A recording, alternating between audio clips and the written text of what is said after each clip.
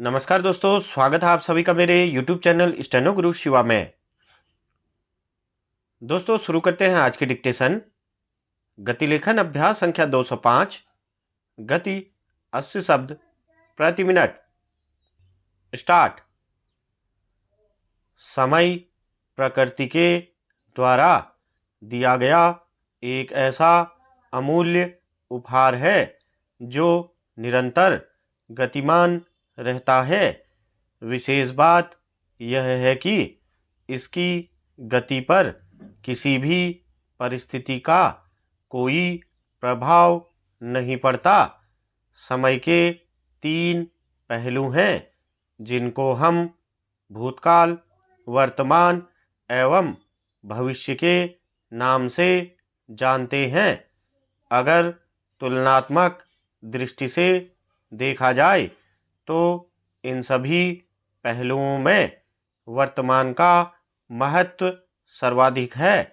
कारण यह है कि भूतकाल स्मृतियों के रूप में संचित हो जाता है और भविष्य कल्पनाओं के रूप में प्रस्फुटित होता रहता है।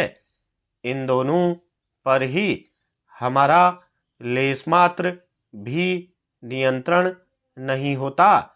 समय के जिस पहलू को हम अपने अनुसार नियंत्रित और समायोजित कर सकते हैं यह है वर्तमान। इतना अवश्य है कि इस वर्तमान को सुंदर ढंग से चित्रित करने और सजाने संवारने में हम भूतकाल की स्मृतियों और अनुभवों तथा भविष्य के लिए की गई कल्पनाओं का सहारा ले सकते हैं। वर्तमान का प्रत्येक छोटे से छोटा क्षण हमारे लिए एक छोटे से जीवन की भांति है जिसको हमें खुलकर पूरी प्रसन्नता और उत्साह के साथ जीने का प्रयास करना चाहिए। भूतकाल के साथ अनेक सकारात्मक और नकारात्मक पहलू जुड़े रहते हैं। अच्छे अनुभव और स्मृतियां इसके सकारात्मक पहलू हैं, जबकि असफलताएं, कठिन संघर्ष और कष्ट भूतकाल के नकारात्मक पहलू को निर्मित करते हैं। यह पूर्णतया हमारी बुद्धिमत्ता और विवेक पर निर्भर करता है कि हम भूतकाल के किस पहलू का उपयोग वर्तमान की रचना करने में करते हैं। रही बात भविष्य की, तो वह तो पूर्णतया हमारे हाथ से बाहर है। हम केवल और केवल अपने लक्ष्य से संबंधित अच्छी कल्पनाएं करके उनके रंगों को वर्तमान के आलेखन में सुव्यवस्थित और सुनियोजित ढंग से भर सकते हैं। भविष्य को लेकर अपने मन में प्रतीक्षा का भाव रखना और इस कारण वर्तमान की उपेक्षा करते रहना नितांत अविवेकपूर्ण है।